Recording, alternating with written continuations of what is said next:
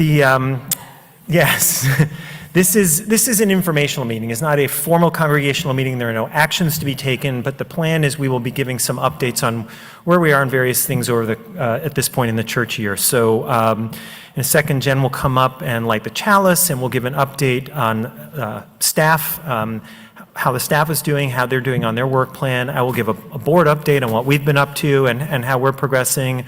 We'll get a finance update from our treasurer, Cameron Smither, and then we will get a stewardship update from Lynn Broaddus, chair of the stewardship committee.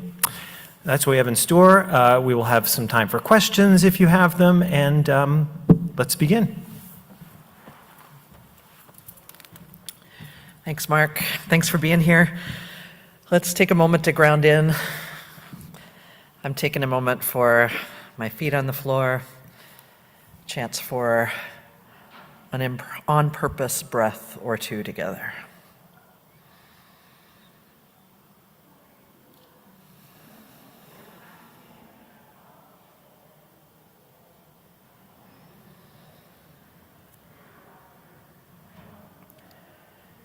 Arriving with gratitude for those who had the vision to create this community who came before us, for those of us present now, for those who will come after us. It is with and for all of us that we hold the promises of this community. So I invite you to say with me, if you like, the words to light the chalice. Love is the spirit of this church, and service is its law. This is our great covenant, to dwell together in peace, to seek the truth in love, and to help one another. Thanks. So, all right, where are we with our work plan? Well, let me just say we've done a lot of things that weren't on the work plan this year. So I'll do a quick review of what we've done that was on the work plan and then where we are on all the additional things. And I will admit, I've been saying it to folks, my brain is a bit of a sieve right now, so especially after leading worship. So if I miss something that you want to know about, please ask me questions, because I want to share all the information with you. I just can't hold it all together, but we can. So that is good. So just a reminder of where we are. So the congregation created new visionary goals in 2024. These last for 5 years, 2024 to 2029. The visionary goals that the congregation passed and that we're working on together are these. The people of First Universalist practice beloved community among and beyond us. To do this, we do 5 things. We honor the richness of our Unitarian Universalist faith and embody its love within the walls of our church and beyond. We foster our connection with, care for, and action on behalf of Earth's environment and all of life. We pursue our individual and collective work for justice in relationship with those most affected by systems of oppression. We widen the opportunities for leadership participation and engagement in the many facets of how our church functions and thrives. And we provide meaningful presence to one another in times of joy, grief, and change.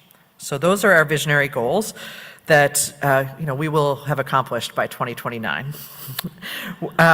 This is year 2 of our work on these, and we decided to really hone in our focus on 3 key areas.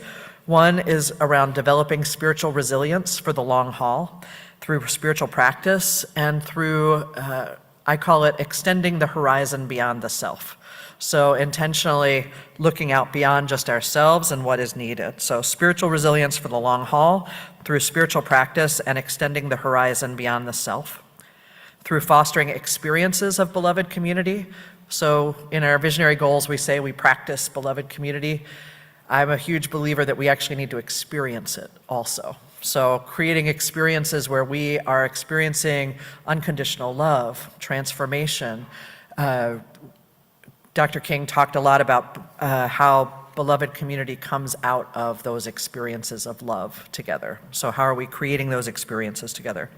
And then lastly, how do we grow in humility, which I define and we define as having an accurate sense of ourselves. So accurate assessments. So those are the 3 things we really said we were going to hone in on this year. And the staff created 10 goals that we're working on this year. I've brought those down to a few smaller. One is what are the visionary goals? To develop a shared awareness of those among the congregation. So that's one of our goals this year.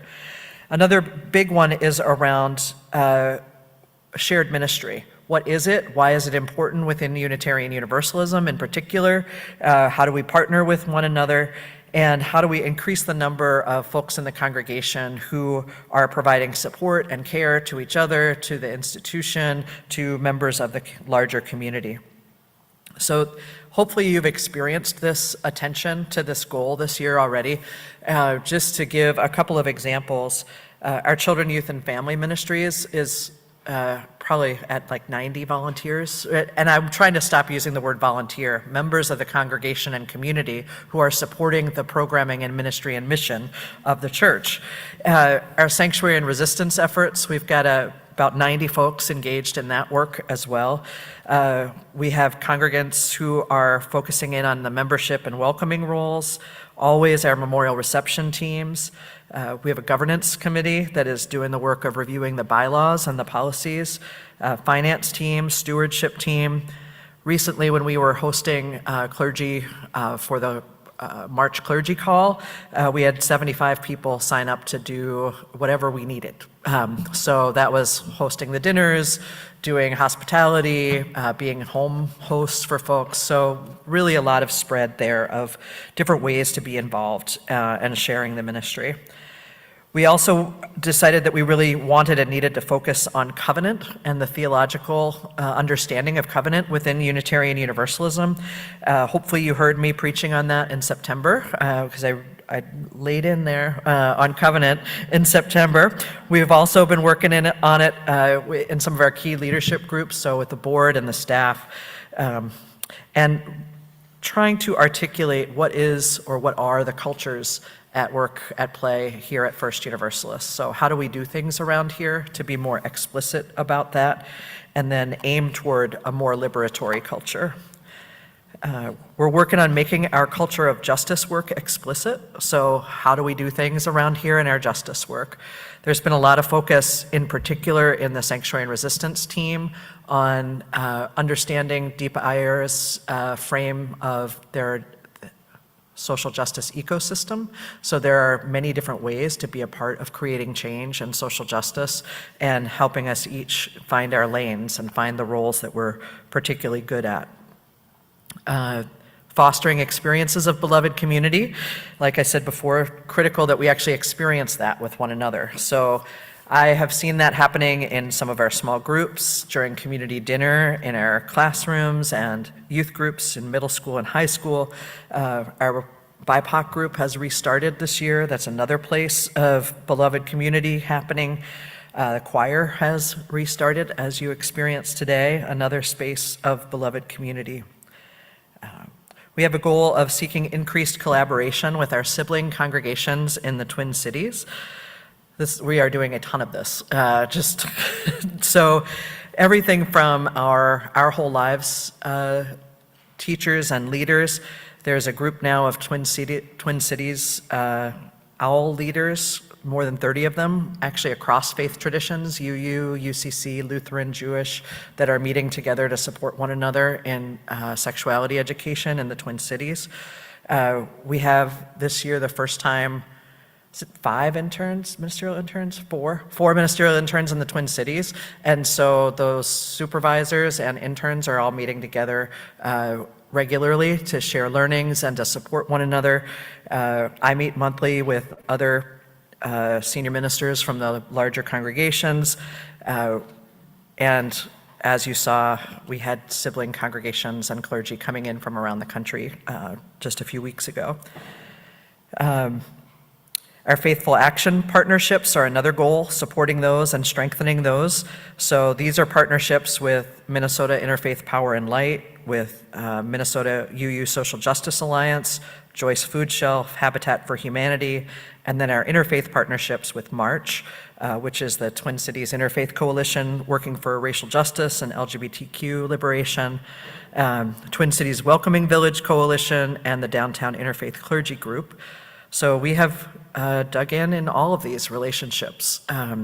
And Joyce Joyce Food Shelf, they've received too many donations from us now and are asking us to share, which is great. Our Habitat for Humanity partnership continues with monthly builds and learning opportunities.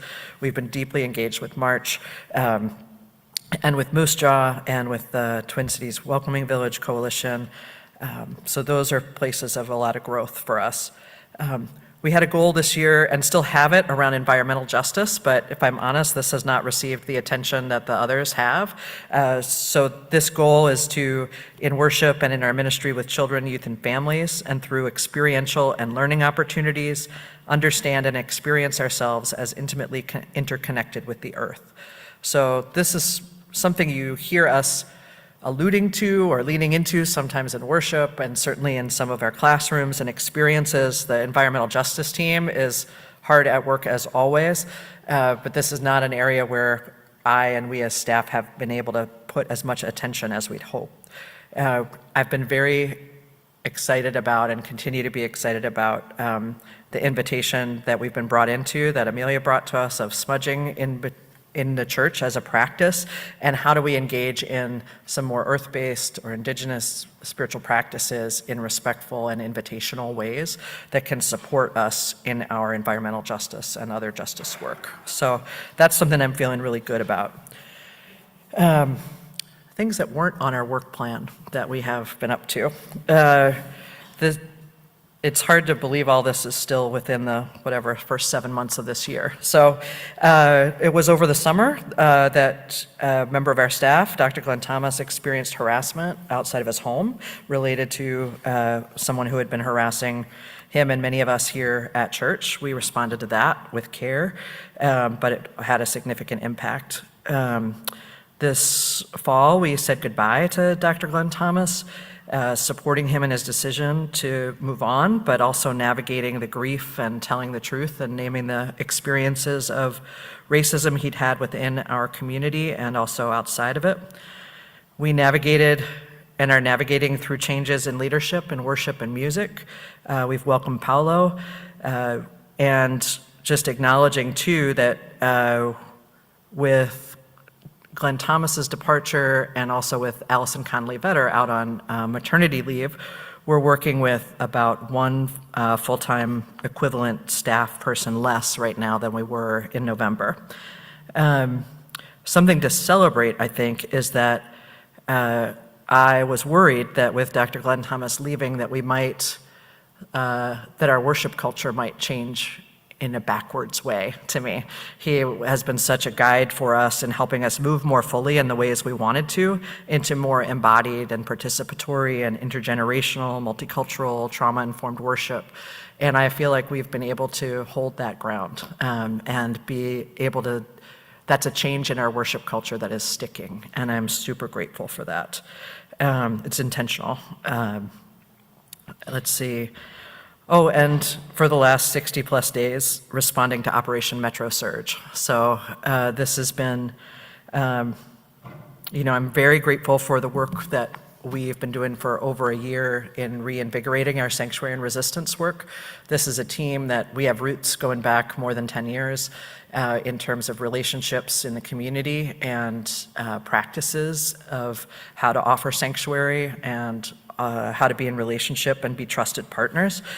But as you have seen, we have been hosting lots of trainings, legal observer trainings, nonviolent civil disobedience trainings, non-cooperation trainings. The building has been very well used over the last couple months and will continue to be with neighborhood associations, mutual aid, hosting. So we've become really a hub for community engagement here at church and are seen as a trusted partner in that work. We've had an increase in needs for people seeking sanctuary and those who have sought sanctuary in the past needing support again in these times. We've had increased security needs as well with hosting different events and also just with being out there as known in the community as a place that is safe, especially for immigrants. Your ministers and staff are working many different jobs at this point, which we are grateful to be able to do, but also just feeling the weight of that. So grateful for the opportunity and to know that the congregation is with us and behind us and that we're in it together. But that's where we are. So please, if you have questions later or whenever, let me know.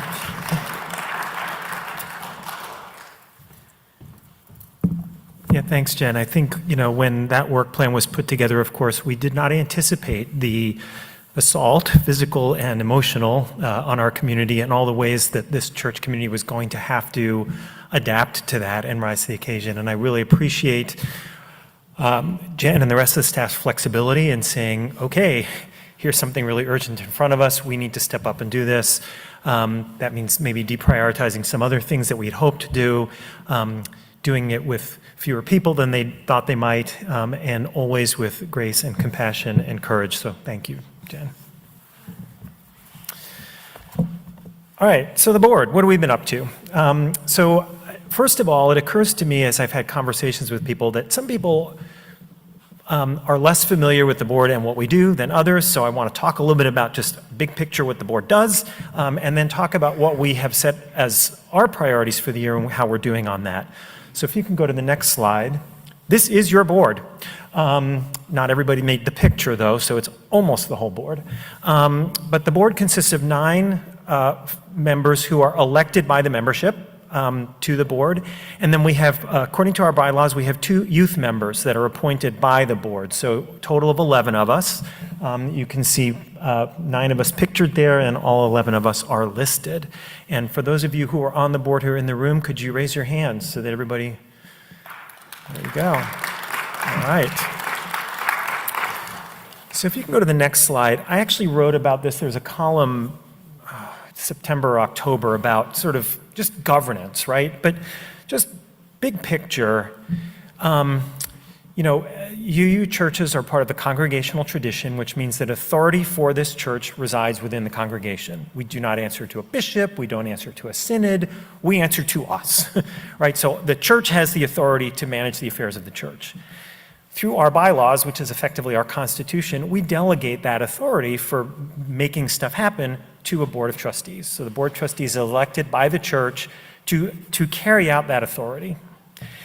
And that means that we have a fiduciary responsibility. And we often think of fiduciary, at least I always did, as being a financial thing, but it isn't. What that means is that we are entrusted by the church to act in the best interests of the church. Not in our own best interests, not in the best interests of the minister, not in the best interests of a particular group, but we as a board are expected to act in the best interests of the church and to ensure the well-being and health of the congregation. That includes financial health, so that is a component of it, but it's broader than that. Our fiduciary responsibility is we're supposed to be looking out for the health of this organization so that it's around for the long term. So just as the congregation delegates authority to the board for most things, but not everything.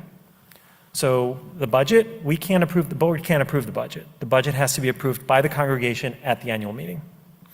We can't call a minister. The congregation retains the authority to call a minister. So we have a called minister, Reverend Jen, called by the congregation to minister to us. And then we also have hired ministers, but the calling of a minister is authority that resides within the congregation. Similarly, the board, as a group of volunteers, we delegate most but not all of the authority that is given to us to, in this case, the senior minister. So what the board retains is the goal setting and strategy, right? What are we trying to accomplish? Those visionary goals. That was something that Jen doesn't decide the visionary goals. We as a board, in collaboration with the congregation, decide on what those visionary goals are. What are we trying to accomplish?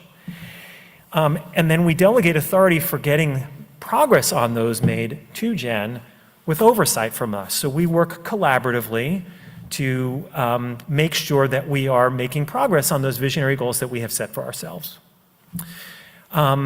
We have a set of policies that define how that is done, the parameters with which Jen operates, the ways that we work together.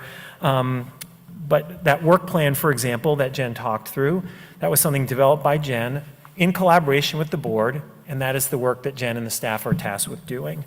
So we look out for the well-being of the congregation. We set the goals for the church, and then we oversee the execution on the operations and the programming that make progress on those goals.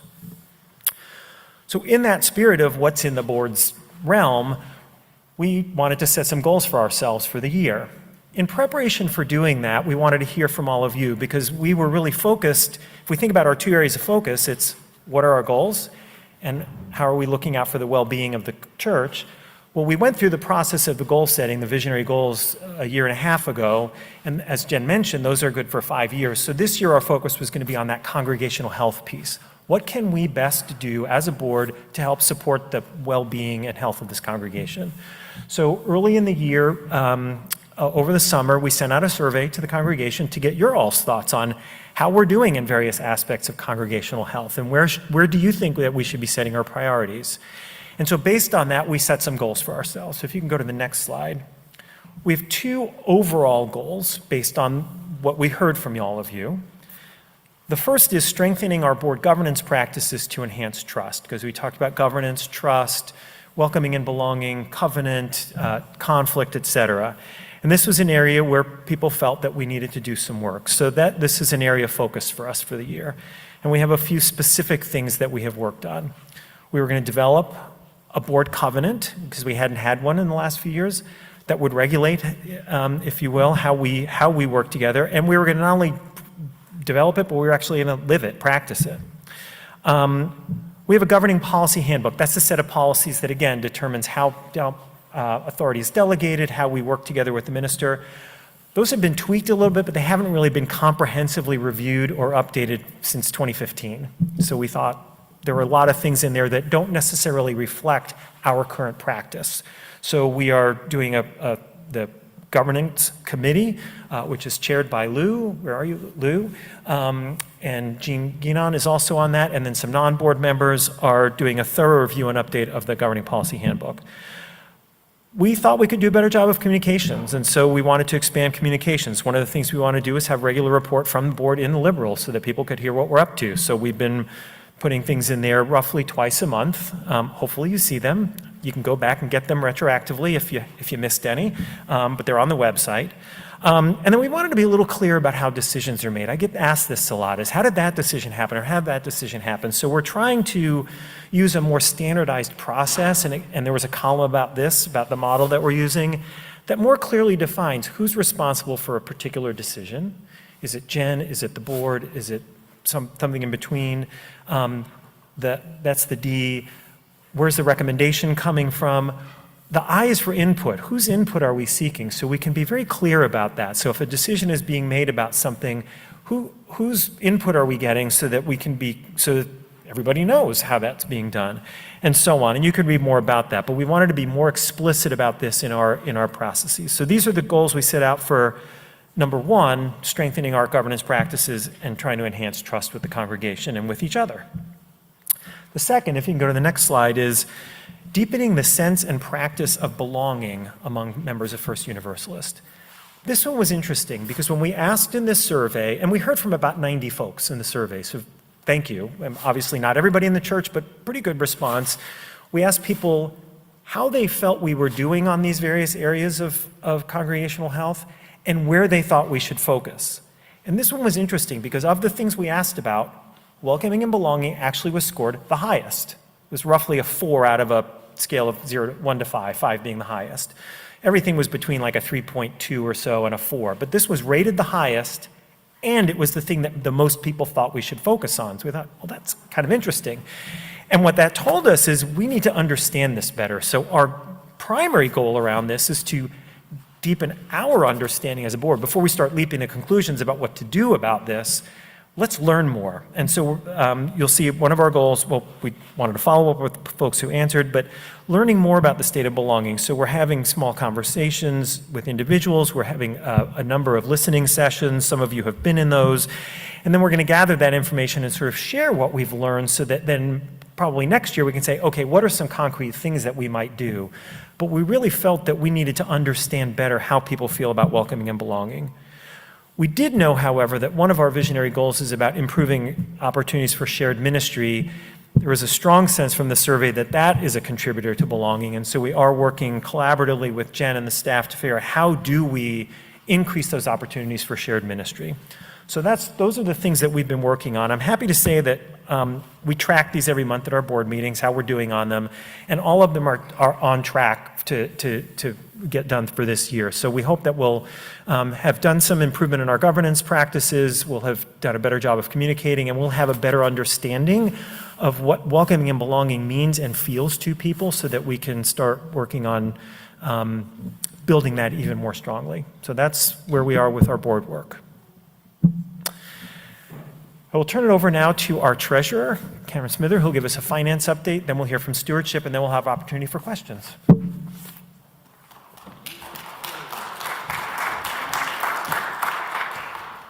Hello, I'm Cameron Smithers. It's the first time I've spoken in front of the church. Hooray! I have a lot of slides today, and I'm gonna try to make them fun. So, and Olu's with me, we're a team on this. I'm just gonna say stuff like, next slide, please. So you can go to the next slide. I have a crisp agenda, and I'm looking at my phone where I have these slides repeated so I know what I'm talking about. I'm gonna give a brief grounding in what finance is at the church and how I like to think about it, and set up some trivia questions. And then I'm gonna take us through a three-part look at finances, grounding in last year's numbers, looking at this year's year-to-date finances, and then finishing by looking ahead. So if you go to the next slide, let's start with this introduction and trivia, and then next slide. This one's very brief. Here's the formal language of the treasurer's role from our board handbook. You don't need to read most of it. I've highlighted the important parts. My role as treasurer is to be responsible for the financial monitoring efforts of the board. So not all of the church's financial efforts. Brad Schmidt, the finance manager, does most of those. But specifically, if you look at the bottom portions, organize and chair the finance committee, report to the board any concerns, and then report annually at the annual meeting to you all. And bonus, this meeting today. Not part of my formal responsibilities.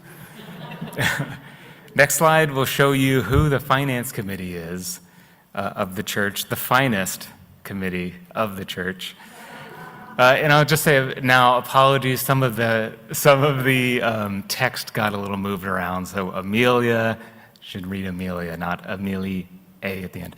Amelia, Brad, myself, Dan, Dick, Jenny, Jen, and Mark are all current members of this committee.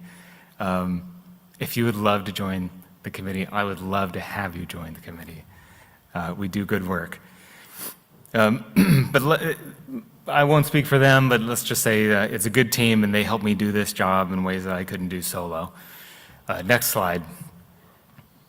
This is a brief exploration of my philosophies of finance and why I care so much about this work in ways that I think are helpful in the context of a church setting. So these are evolving.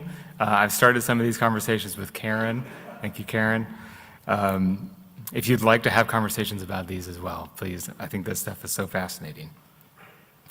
But first and foremost, financial resources are one tool in our toolbox that we use to pursue our visionary goals. Just like our time, just like our attention, financial resources are a tool. It's not the end, but a means to an end.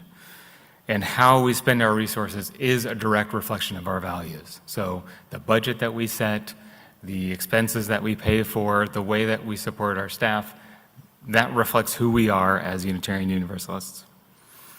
Number three, life often pushes us not to talk about money openly. And so doing so is countercultural and may feel weird. I don't know how you're feeling right now. But in your own life, in this setting, thank you, Karen, we're often told we're not supposed to, and we're given lots of encouragement to leave it as it is. So I'm inviting you to step into this space with me today and going forward to have those conversations. And then lastly, for me, contributing resources to a cause deepens my sense of belonging and my connection to something. So I'm hopeful that in this pledge season, which Lynn will talk about in a second, we use giving as a reminder of, oh yeah, I'm showing up here because I care. And I give to feel closer to the work. It should feel like that. Okay, that was probably the most talking I'll do in any slide. Thank you, Olu. This is a setup. So I have 6 questions I'm going to be asking. So I'm asking you now to prepare a way to note your answers to these questions. They're not multiple choice. You'll be filling in the blanks in your minds. It could be anything. So grab a pen or a pencil, or maybe get your phone out and like send a text to yourself. I'll reveal the answers at the end or as we go. Sometimes it needs to be answered in the moment. And there's no prize except a sense of satisfaction and a job well done. So how's that for Unitarian Universalist? Okay, as you prepare your stuff, let's go to the next slide and we can begin the conversation around refreshing our understanding of first use finances using last fiscal year's numbers. Next slide. All right, I like to think of 3 main buckets when I think about our finances. The first, the thing that I'll be talking about today, is our operating budget. So that's the revenues, the expenses, the things that come in and out the door on a yearly basis that we accumulate just through operating the church as an organization. That's usually what we're talking about when we're talking about our finances, but it's not the only thing. We also have a building and capital reserve budget that was funded by this church more than 5 years, 6 or 7 years ago now. Where's Dan? Is Dan here? No. Okay. Dan led the capital campaign before, co-chaired it. This church set aside funds to pay for the construction loan. That is its own budget and a funding source in its own right. And then on the far right side, we have funds. So these are set aside for special purposes: the Sanctuary Resistance Fund, the Legacy Fund, the Library Fund. You know them, you love them. We have many of them. And so the first trivia question here at the bottom, question 1, approximately how many funds does First Universalist have today? Just ballpark it. If you had to think of all the things, I've already said Legacy, Foundation, Library, Sanctuary Resistance, you know there's at least 4. How high does that list go? Think about it. I'll answer this at the end. Next slide. The church's fiscal year follows the state's fiscal calendar, so July through June. I put a very simple visual here. There's pros and cons to this. We can get into that offline maybe if you'd like. But also know that there's a 1-month lag in the data that we receive. So today's data that I'll be sharing about this fiscal year go through the end of December. We're in February now, so it doesn't talk about January. I have some of that information that Brad helpfully shared at the very end, but the reported data do not. And so question 2, this is a bit of a doozy. We make an initial draft of the operating budget at the start of February. You can imagine today. How many months ahead is that of the last day of the last month of that budget's fiscal year? So we're planning for next fiscal year's budget. If you spend $1 from that budget at the last day of that budget, how many months would have elapsed between that time? Jot it down.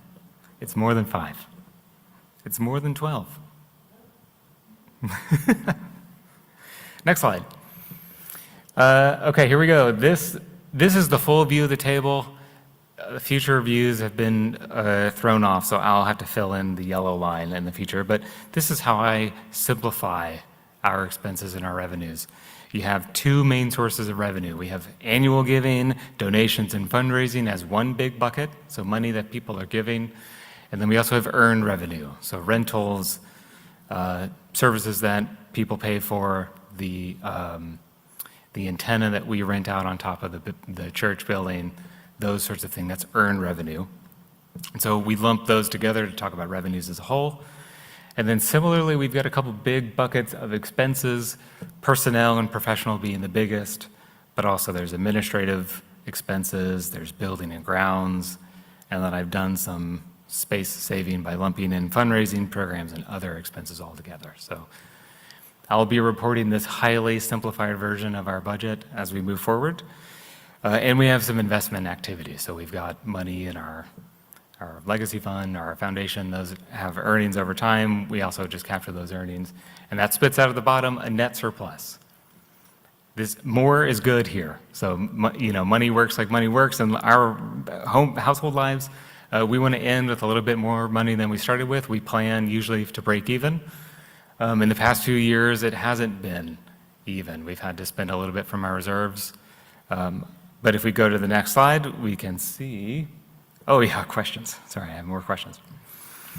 Question number 3, what share of the fiscal year 25 total annual revenues were giving/donations or fundraising? So I said there's 2 main buckets. What share of our total comes from giving-related items? Yeah.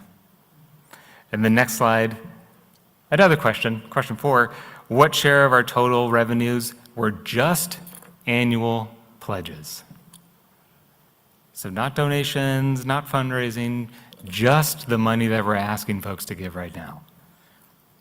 This is using last year's numbers, so it's not exactly the same, but you get the picture. Are those 2 clear? They're saying very similar things, but okay. Okay, next slide. So here's the actual numbers from last year. We took in $1.57 million in annual giving, donations, and fundraising. And alongside that, we brought in $235,000 of earned revenue, bringing our total revenues to $1.69 million as a church. Pretty good. And the next slide. Question. What share of the fiscal year 25 total annual expenses were personnel and professional? Hint, that's the biggest category. It's at least 51. Jot that answer down. Next slide.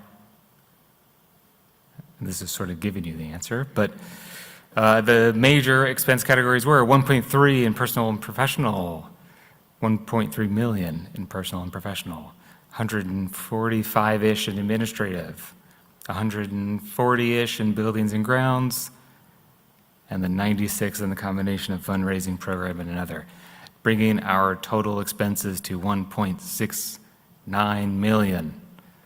That bumped up against the investment activity brings us to a net surplus of 3,071. Yes. We did it. Yes. Yeah. Next slide, Olu. There's a little just contextual note from me. We expected to end 5,000 under, which is not good. We ended up we expected 5,000 over. We ended up 3,000 under. That's great. Never felt so good to be wrong. Yay. Yes. Okay, next slide. What about today? Where are we at today? Let's go forward. A quick note about this. So I said the data reflect the first half of this year. You can go forward, Olu. Yep, the data reflect the first half of this fiscal year, so July 1 through December 31st. And for simplicity, I'm going to display variance from budget. So if it was 0, that's great. We're right on budget. If it's over, if it's in green, that's a good difference. If it's in red, that's a not good difference. And I'll just cut to the chase. Go to the next slide, please. And I'll tell you the headline is, so far so good. Pretty good. This is the happy days news. Things are looking okay this year. If we move forward once again, a lot of numbers coming at you.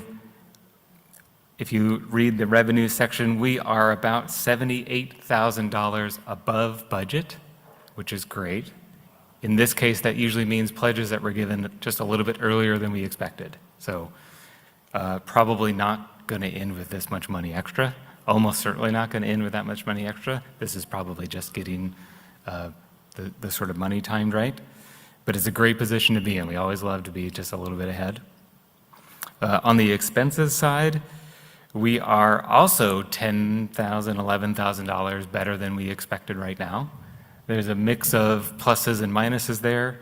I will say some of this is accounting wizardry. So 22,000 of the savings in administrative are expenses that we didn't incur because we didn't do the Boston trip this year. We also have offsetting 15,000 elsewhere. So it's net 0, but it looks super positive. It's positive, but it's not that positive. So just want to bring us back down to to reality. Don't worry about the specifics of the finance stuff. The finance committee worries about that. Just know that we are in a good position right now. Ending with a net surplus currently of 92,000. So we're sitting very comfortably. We have plenty of wiggle room right now. Next slide will bring up your sixth and final question. We are about $70,000 above or ahead budget on giving. What percent of this reflects sanctuary and resistance funds? By that, you mean people would give specifically to that fund, so it's not available for. I don't know. Good question, Lynn. Sit with that. The answer could be, I guess, 0. What of the 70,000 reflects sanctuary and resistance funds? Just noodle on that as I bring us to the next slide to look ahead. All right, once more, we can go forward. There's a couple different ways to look ahead. The first is to use projections that Brad creates, our finance manager. Brad has been with the church longer than Jen has, so one of the most tenured staff here.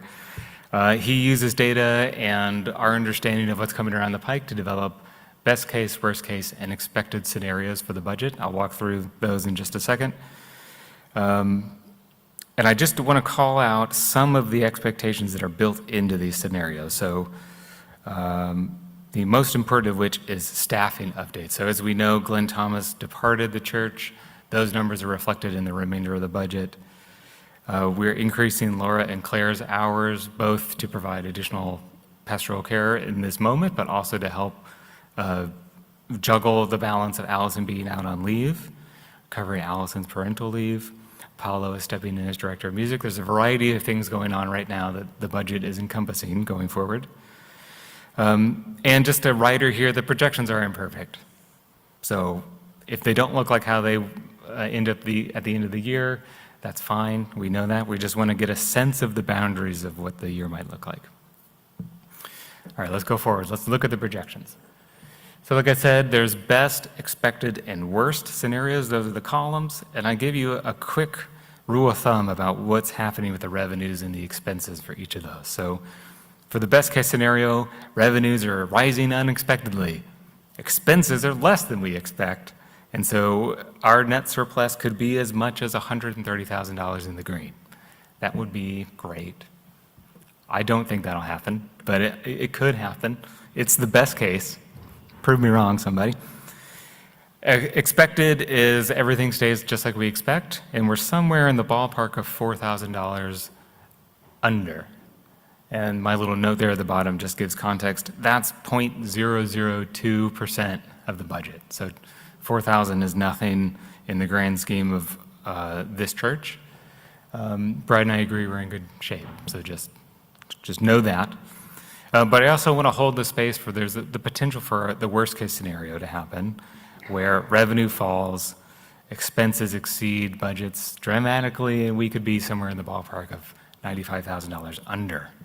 Right, so we're talking about a spread of 225,000, right? So like I said, they're not perfect, but I don't want anyone to be super surprised at the end of the year. We're aware of these things, we're tracking them, we're doing our best to understand what could happen going forward. All right, there's about 3 slides left. Next one, what don't projections tell us? Kind of a lot of text here, I apologize for that, but basically the attention of everyone today is marshaling in response to the ICE occupation of our cities. Everyone is at capacity right now. That you don't need me to tell you that, I think we all know that.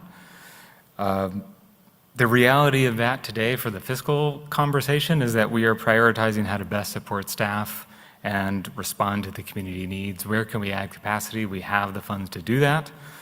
While, just so you know, we maintain our long-term stability as an organization. We want to be here 5, 10, 20, 50 years from now, right? So we're not going to make any stretches too far. And know that we're receiving help. So this is the yellow box at the bottom. Brad shared with me on Friday that January, so these are not the numbers that I shared in the table, these are the most recent we can possibly get. January saw an outpouring of sanctuary and resistance giving from far and wide. We received over $56,000 from 480 households across 47 states, Canada, and the Netherlands.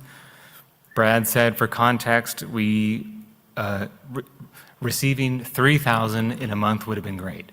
So $56,000 in 1 month alone is something like 20 times more than what great looked like. So it's really, the attention is here, right? This is the moment that we are in right now. We're sorting out in the Finance Committee meeting this week how we can unlock those funds in the best way possible, working with Jen and the staff. We'll get into that in detail, but just know that if we're going to be in any position, this is the position we want to be in, where we have enough money in budget, we're getting extra money from the nation. We just need to figure out how do we unlock the moment and provide care for the community in the way that we can best right now.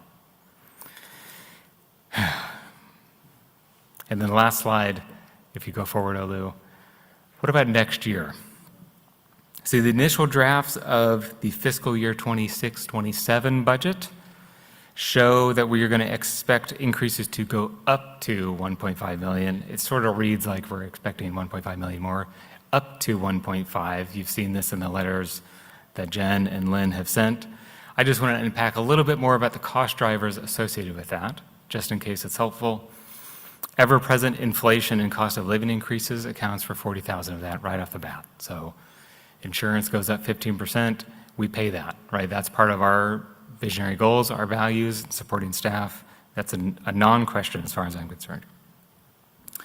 We're updating our staffing structure to enhance pastoral care, the belonging goals that Mark queued up earlier, and shared ministry. That's in the neighborhood of 50,000. And then, I haven't talked a lot about this, but if you remember, I brought up the building and capital budget. The exhaustion of that budget, as we expected to happen, is going to happen in October. And so as we move those expenses to our operating budget, we have to accommodate $86,000 more in next year's budget that we just didn't have to accommodate this year because we had that money. And so going forward after this next year, it'll go up to about 160. And again, this is just the cost of the construction loan, all part of the radar, what we knew would happen, but it's just, it's happening. So I just wanted to put this on your all's radar. All of that to say, if I zoomed out, I think we're in a good position. It's a tough time. We'll figure it out. But financially, we're in a strong position. If anyone had any questions, now's the time to ask. The final slide has the answers. So Olu, please reveal. We have 28 separate funds at First U, at least 28. 17 months elapsed from the initial budget draft to the final dollar spent of that budget. 93% of last year's fiscal year total annual revenues were in the giving, donations, or fundraising bucket. So most of our money comes from people giving it to the church. 79% of it came just from annual pledges. So the vast majority of our income comes from you giving it to the church. 77% of the annual expenses were personnel and professional. This is actually pretty good for a nonprofit. We could talk about that. I work in the nonprofit space. And then 0% of the $70,000 that we are above budget reflects sanctuary and resistance. That is a separate fund. Yeah. So the 56 that I mentioned is not reflected in our budget. That's a separate fund. It's a different pool of money that we can pull from to pay for sanctuary resistance efforts. Any questions for me before I finish? Lou?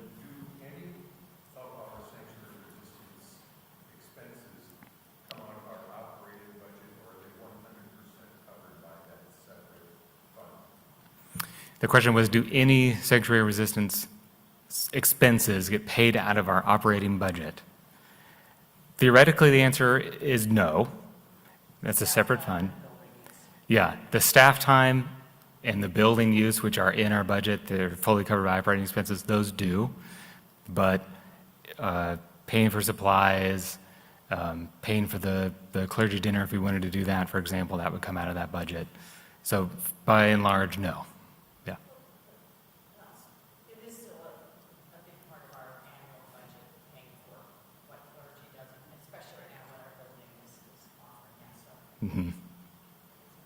Yeah.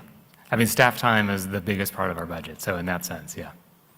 Any other questions, big and small? Yes.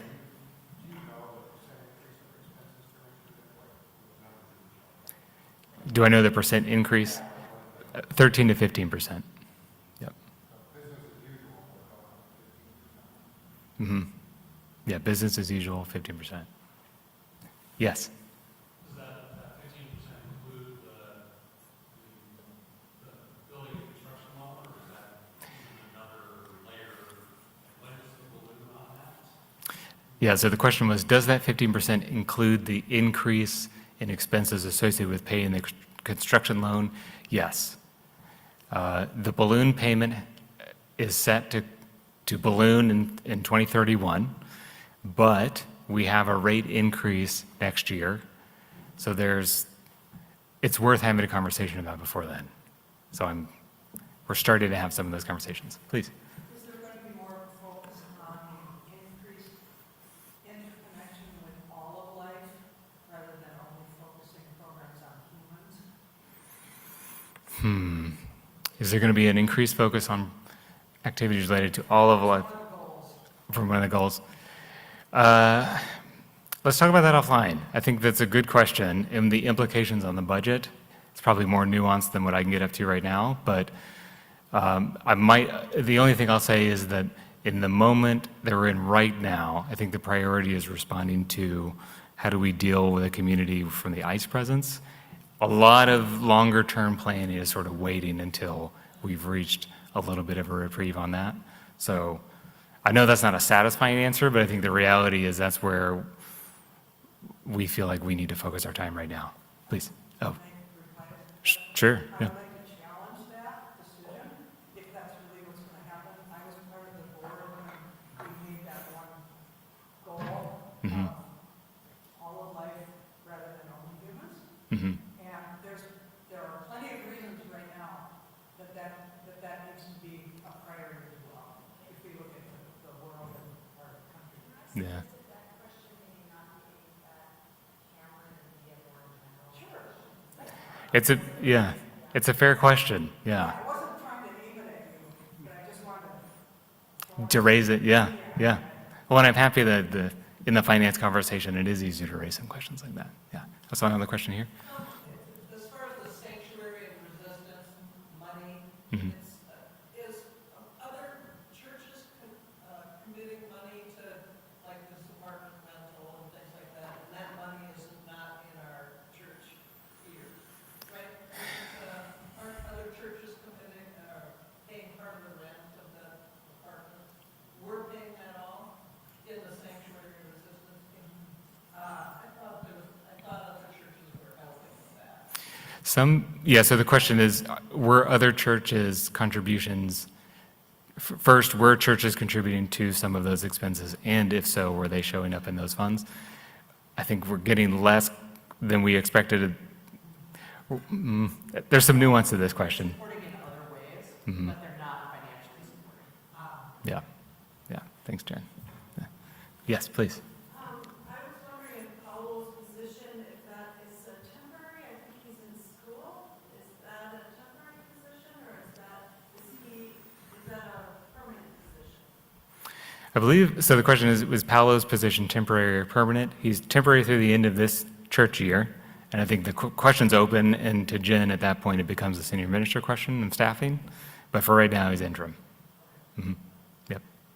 Thanks. Anything else? Yes. What's the value of the debt we have, the mortgage? Currently in the neighborhood of 1.40 would be great. 1.4 million? Sorry, thanks, Matt. So the question was, what's the current value of the construction loan debt that we're holding? And the answer, 1.4-ish million. Yeah. Was taken from the legacy fund last year to help balance our budget last year? How much was taken from the legacy fund to help balance the budget? Zero. We came in above budget, 3,000 above. Yeah. We were planning on taking 5. From the operating reserve, yeah, sorry. So legacy, we wouldn't touch legacy unless it were something that the operating reserve couldn't cover. Thank you, Jen. So we have a separate operating reserve that's specifically for when we go on a budget deficit. We're building back up that reserve after the pandemic. We received, if anyone was tracking this, we received the second of the 2 pandemic stability checks. I forget the formal name of that, but we did end up receiving that, so that's built some of that reserve back up, but we didn't spend anything out of that. Karen? The reserve, I believe, is around 90,000. I'd have to check, though. I didn't plan that number, sorry. Yeah. The question was, what's the reserve at? And the reserve is for shortfalls. For shortfalls, yep.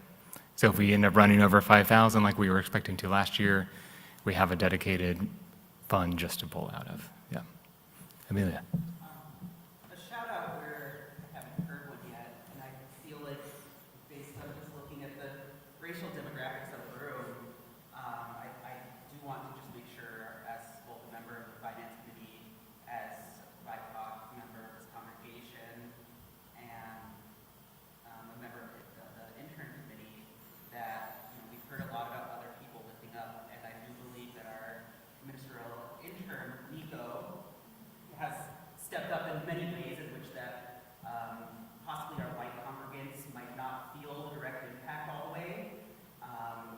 Especially when Dr. Glenn Thomas announced and then did depart from our congregation, Nico has stepped up quite a bit, and it's not that I don't think that was just missed intentionally or anything like that, but I did just want to make sure that amongst our congregational meeting here that roses are given where roses are due, and that I do believe that within another half year, that we will greatly feel the impact of Nico completing their wonderful time with us as well. Yeah, well deserved, yeah. Yes. It was a special shout out to Nico in their role, especially in this moment of supporting the staff and the community and the church, and in particular as Glenn Thomas departed as a staff of color, the sort of role of that. So, yep. And I'll just give a plug for Jai in this moment too, as another staff member, specifically in the financial context, but also beyond, really stepping up. They've done an amazing job. And we'll continue to do so over the pledge season. Go Jai, yay. All right, if there's not any further questions, I'll turn it over. Yes, thank you. Thank you, Cameron. All right, so you've heard about the work that the staff is doing, the work the board is doing. You've seen what the finances are. You've heard that the vast majority of the ability to get that work done comes from us and from giving, and specifically from pledging. Kathy, to your point, the more we have, the bigger we can dream, the more we can do. So Lynn Broaddus is going to talk to us about stewardship update and about dreaming big and inspiring hope. Despite the big impact this has on our budget, this presentation will be relatively short. But, and I don't have any trivia questions. So I was so excited to hear that 70,000 is completely separate from the gifts to Sanctuary and Resistance. Yay. I did not think that was going to be the answer. Okay, so what is the Stewardship Committee? The Stewardship Committee is by church governing policy, is a standing committee of the church. And our members this year, me, Ginny McIninch, who is here, Emily Wallace, who is here, who also does double duty on the board, Unique Jacobo, and Velma Wagner, who are not, I don't think, Unique isn't here with us, and yeah, Velma's in Palm Beach, or Palm Springs. And then we also have sort of, he doesn't participate in our meetings, but as an ad hoc member doing stewardship work is Tom Satterstrom, and Velma works with him as well, doing what has through the years been called planned giving. We're currently calling it legacy giving, heritage, circle. But working with congregants to think about how to include the church in their wills and estates so that they can leave their impact that way. But we want to plan currently to do that. And in fact, there will be, for those who we know have put the church in their wills or estates, there will be I think they're planning for a luncheon this spring in June, which is something that used to happen but has fallen by the wayside for a while. The Stewardship Committee is another committee that has, it's in our governing policies, but it kind of waned for a while there, and we're trying to get it back to a routine part of our functioning. But the purpose of this committee is to encourage generosity and to ensure the financial support of the church through its members. Next slide. So I think people are kind of curious about, like, how many pledges do we have? How much money are we talking about? So these are the numbers from our current operating year. We have 406 pledges, which sometimes may be a household of more than one adult, sometimes is one person. And for a total pledged amount of basically 1.3 million this year. Now that doesn't, people give in ways that are not pledges, but pledging is the primary part of how people give. But let's say you have made a pledge and you give routinely, but then on Sunday morning, you also give something else, a portion of that goes into our operating expense, our operating income. So you might be giving more than you've pledged, which is fantastic, thank you. But that's how that works. And there you see our average and median pledge.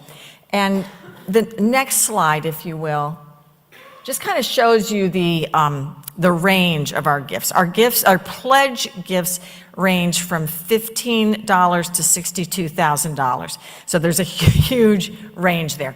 And that bar the vertical bar that you see there is showing kind of the 50% mark of, obviously the larger donors have larger impact, but it's important that everybody give at a level that is meaningful for them. And so we do see that range. And just because it's so hard to read the first part of that range, the next slide kind of shows the first part of that range blown up so that you can see that. And I can't read those numbers myself from there, but I think that's basically up to about $6,000 a year pledges, and then that other top 50% goes from 6,000 up to 62,000. Now, the next slide, if you will. Oh, okay, yeah, yes. Okay, go back. So maybe go back one more slide. Can we go back one more slide? Okay, so that is, if you took all the pledges and lined them up from smallest to largest. So the smallest one is the $15 on the south side of the building, and then the largest one is, I believe it's $62,000 on the north side of the building. And then every single little line there is somebody's pledge. And cumulatively, that all adds up to about 1.3 million.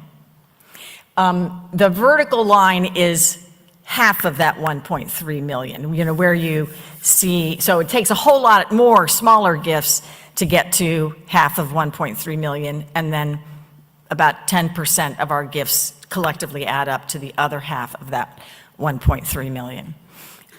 Does that make sense? Yeah, so then the next slide is everything, it's that same image, but just going up to that 50% mark, just going up to the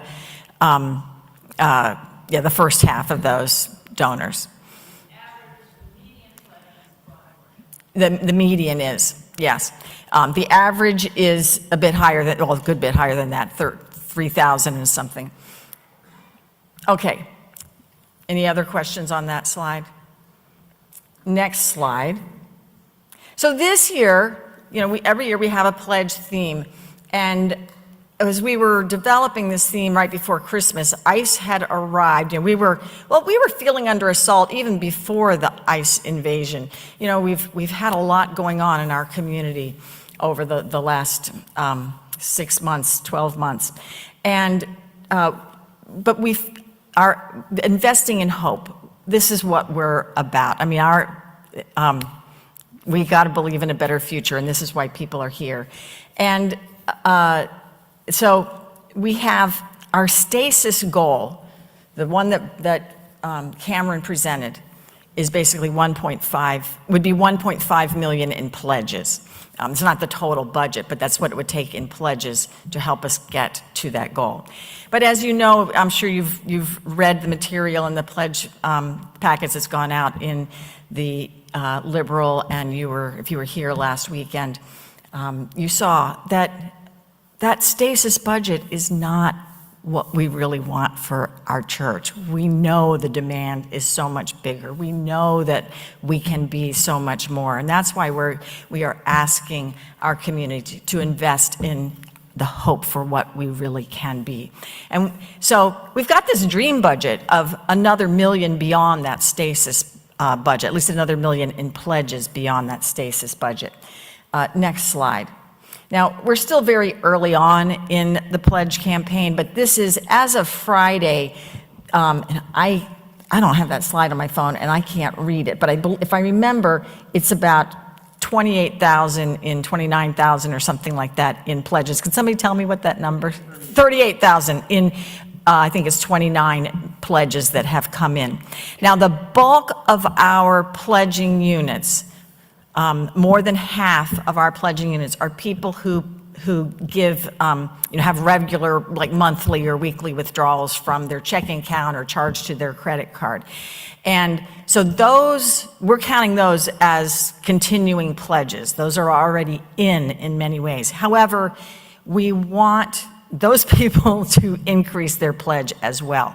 So if you are one of those people, or you're close to someone who does give through automatic withdrawal, first of all, fantastic. It makes it really easy for our staff. It's something we can count on each month, and that part's terrific. But we still want people to submit a pledge form online, ideally, so that Jai can go in and adjust that number up in whatever way that each person is capable of doing. So, and to help us get to that hopeful goal. Now, we have asked, and we've set this vision of, this stretch ask of asking people to double their pledge, and it sounds audacious, outlandish, but people have told me that they have doubled their pledge.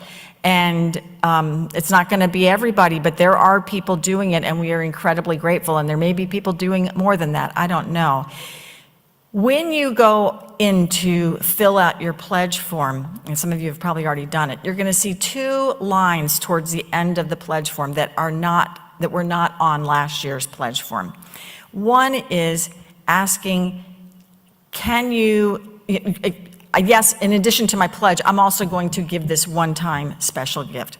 And the reason for that is the last couple of years, people have, as we haven't quite hit the number with our pledge, people have stepped up with extra one-time gifts. It's a gift they can't give every single year. But they're like, you know what? And who knows what the reason is. Uncle Jack just left me his condo in Fort Wayne, Indiana, or something like that. It might be that there had a conversation with the retirement advisor who said, you're more than okay. And so you have a little bit of extra slosh in there, and you can take some of that and give that to the church.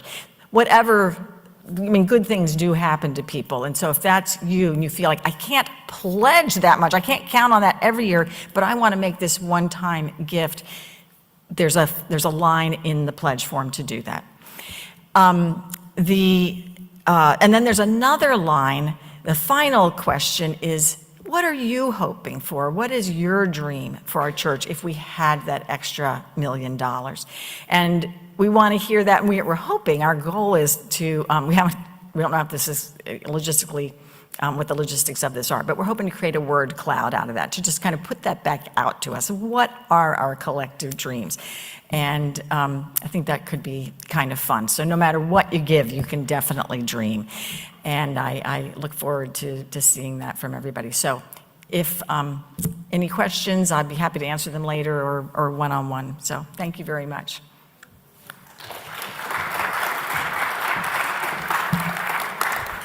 Thank you, Lynn. Thanks to the whole stewardship team for really challenging us to think big. For the last few years, we've gotten to a position where we're pretty stable, right? Coming out of the pandemic, things were really challenging. But now's a time for us to really dream big and really think about what do we want for this church? There's so much important work that we do. There's so much that this community needs, both within our walls and beyond. What would it look like if we had those resources? So thank you for challenging us to do that, and thank all of you for contemplating that. If there are any questions that haven't already been answered, happy to take them. Otherwise, well, thank you all for being here. Yes?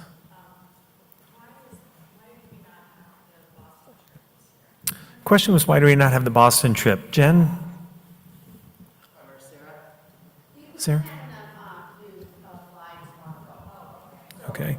We'll offer it again, it's always offered over,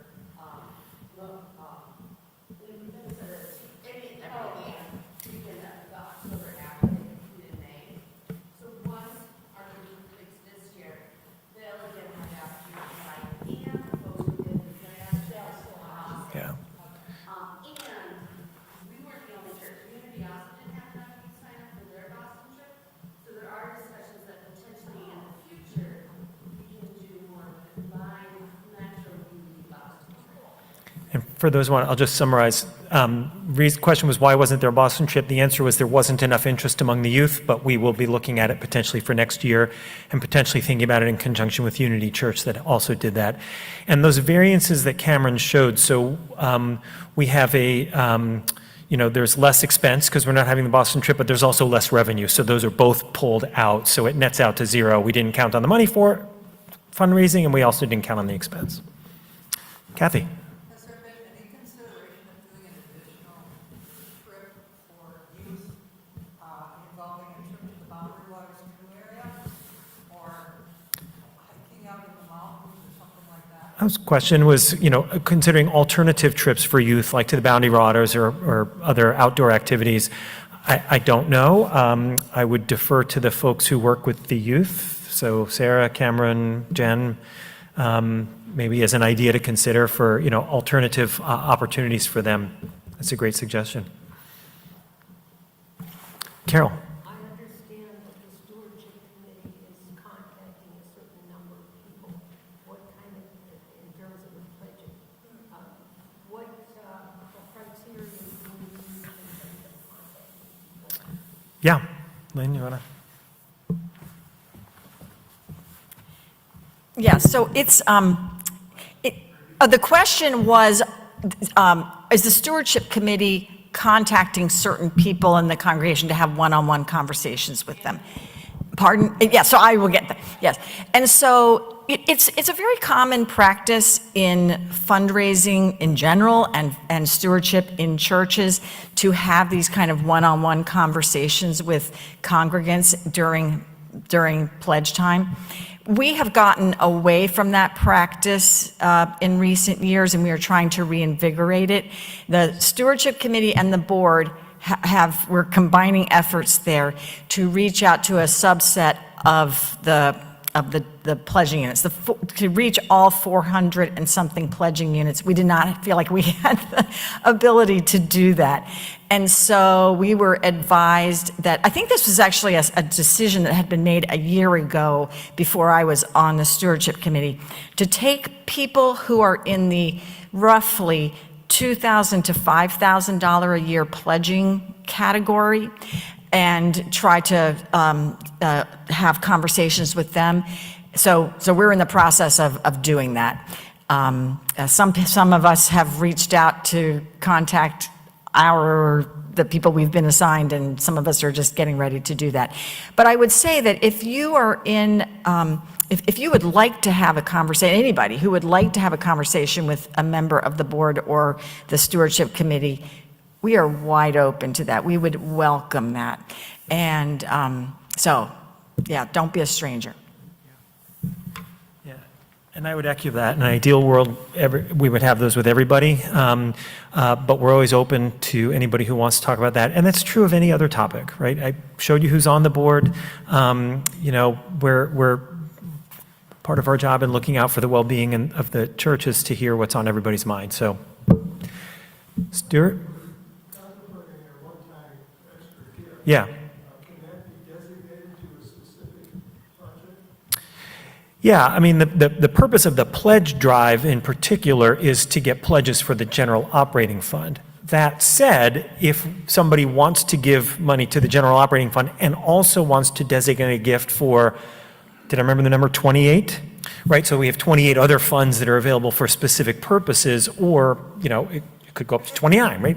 But that's not part of the pledge process. The pledge process, the idea here was that people who want to give their pledge, maybe increase their pledge, but also wanted to give an extra amount specifically for the pledge drive, the operating budget this year. That was the intent of that form. I mean, yes, I'm sure that Jen would gladly take money in any form.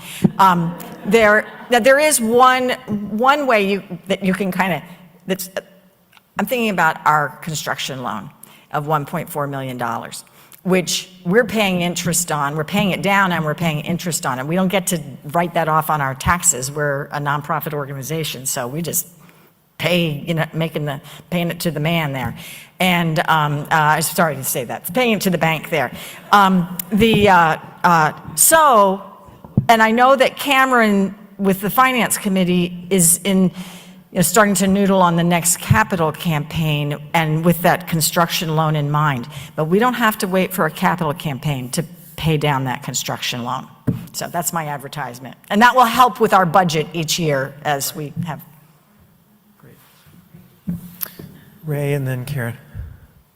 I don't remember hearing Cameron in our operating budget that's proposed for next year. How much of it is paying interest and paying part of that loan? The interest payments on the current, if I remember correctly, it's approximately $135,000. Well, 155 is the total amount that came out of the operating, out of the building fund, but a little bit of that was for repairs and things. It was about 135,000 annually that goes towards the construction loan payments. And again, in the past years, we had accumulated money in the Buildings and Grounds Fund that we could use toward that. And as we talked about for the last couple of years, that was, this year we were going to deplete that, or next year, so that there's more that needs to come from our general pledges because we don't have that alternative source of funding. But it's about $135,000 a year. Karen, and then Ginny. I know we're really early in the capital campaign question, but it seems really important when we're putting together our pledges to know there's another ask coming. Right. So I'm wondering, what do we know about that? When might the ask be? Any size that we can get? And also, do we know of any other kind of, just transparency Yeah. about everything. Yeah. We've really just started to think about it. And the genesis of this was, we know that in 5 years we have to pay off that loan. So our options are, we could do a capital campaign to try to raise the money to pay it off. We could refinance it, right? That's common, to just refinance the loan. So we really started looking at options, and we've only just started looking at, well, if we wanted to do the option of paying it off, you know, what else might we raise money for? So bare minimum, it would be $1.4 million, but it's not very, there's not very sparkly to say, oh, let's just pay off our construction loan, right? What else might we raise money for if we're going to go to that trouble? And we really haven't landed on that yet. And I would say, Jen's got ideas, right? I mean, and there have been ideas floated. So for example, I mean, do we raise money to pay off our construction loan so that we don't have that annual expense? And then also expand our ability to provide sanctuary and resistance by acquiring additional real estate to do that. That's an idea that's been floated, okay? But we're so early in that process, whether it's going to be $1.5 million ask or a $3.5 million ask, I can tell you it's not likely that we would start very much before the middle of next year because there's so much planning that has to happen.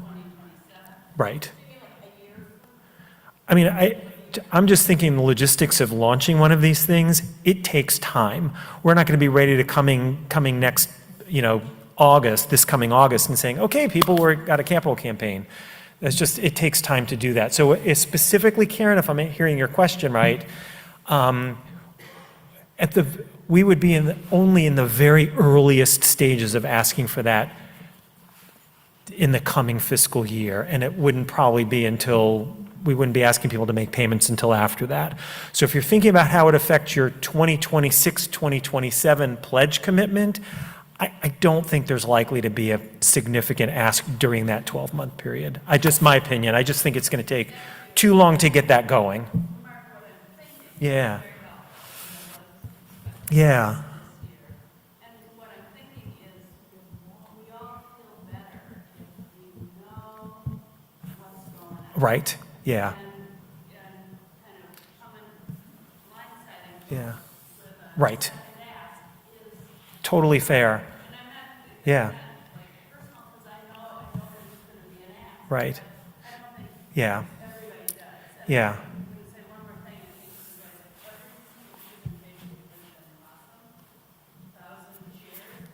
And many of you have heard this before, but 40% of what we give every Sunday goes to church. And yet, most people are not really aware of it. And so I'm just, it's just, you are doing an incredible job, and the more information you Yep. give us, the more we feel like we're part of it. yeah, yeah. Well, thank you for that. And that, of course, is the spirit behind this meeting and all the other communications. But specifically with regard to the capital campaign, we are so early in the process of thinking about, we don't even know that we're going to have one, even to that, right? That's an option, but and I'll just speak for myself. Dan Berg, who's not here, gave us a presentation because he helped with the last capital campaign, and he shared this at the Finance Committee a couple months ago. When I saw how much work went into that, I kind of went, like, it's a big deal. And I got a little, like, whoa, we need to really, it's going to take us some time to develop that. It doesn't just happen. But we will be as transparent as we can be in the process of rolling that out. Karen, were you going to add something to that? I'll keep this super brief.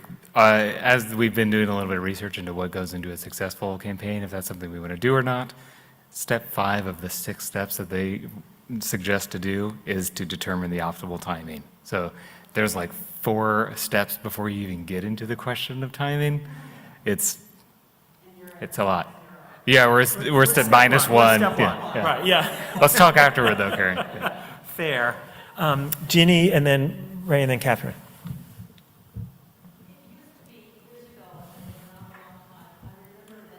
We weren't allowed to earmark our contributions. That policy is no longer, so we can do what's due Well, no, so there's 2 different things. For the pledge, no, the pledge goes towards the general operating fund. Anybody who wants to make an additional donation to a specific fund can do that, but that's not part of the pledge campaign process. That is separate.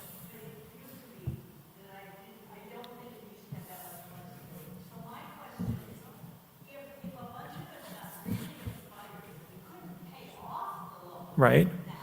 But if we could raise $150,000 towards it, Mm-hmm. how much would that reduce our interest? I mean, we could save the money.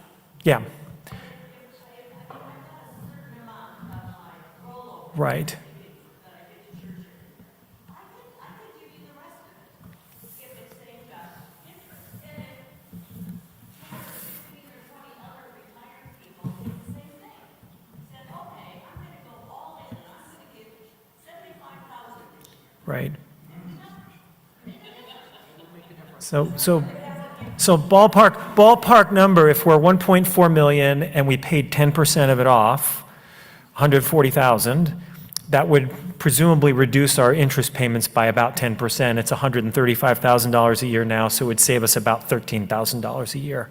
That is very back, and not even envelope. I don't even have an envelope. I'm just as like back of my brain, but rough numbers. So $140,000 payment would reduce our annual interest by about a tenth of that.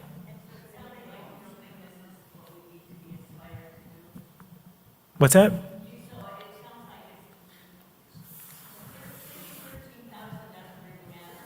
It matters, but as Lynn said, anybody wants to help pay down the construction loan, we're very happy to have that happen. Maybe we can make that a separate action item to follow up. Okay. Yeah, we can actually give some guidance on that, yeah. Ray and then Catherine. Ray? I heard the number, 402 households pledged and contributed last year. And so I'm thinking of three categories of people. The people who did that are called members in good standing. And then I think my understanding is that the people who didn't do it last year, but they did it the year before that, that category of people is called members. And then people who didn't do it for 2 years in a row, that category of people is called former members. So, and we can take this aside. If you look at our bylaws, pledges are not required for membership, they're required for voting membership. So we presumably have people who are members, they've signed the book, they pledged at some point, they don't pledge anymore. They can still consider themselves members, but they can't vote at congregational meetings. That's a weirdness in our bylaws that I just saw for the first time this year that we'll talk about as a separate issue. So that's part of it. And the second thing is we haven't done, and we're in the process of trying to do some cleanup of our membership rolls, and Ginny's been working on that. So because we haven't done that in a number of years. So we probably do have some people who probably don't count as members anymore based on that. We just don't know what that number is yet because we're working on it. But it is weird that it's written differently in our bylaws in two different places, so, yeah. Who knew? I mean, I didn't until I read the bylaws again. Catherine? This is a comment more than anything, but we have so many different ways in this community where we showcase different spiritual practices, like our COA, Sunday, or the different choir programs. This is a showcase of a spiritual practice of the stewardship committee, the finance committee, and this is an important moment because those committees are asking the question, not only what does it mean to figure these numbers out, but how to operate a cash-based economy of the spiritual people. And this is a spiritual practice showcase right here. And I just want to honor it in the same way we do our music, our breathing, our walking, our marching in the streets. This matters in that way. So this is a showcase. Yeah, thank you. Thank you for that. Bad budget concert, let's go. All right. All right. Well, I want to thank you all for taking the time today, for being here, for being interested, for being part of building this community. Again, meetings are part of that, right? So thanks. And again, feel free to direct any questions to any of us. Wonderful. Thank you.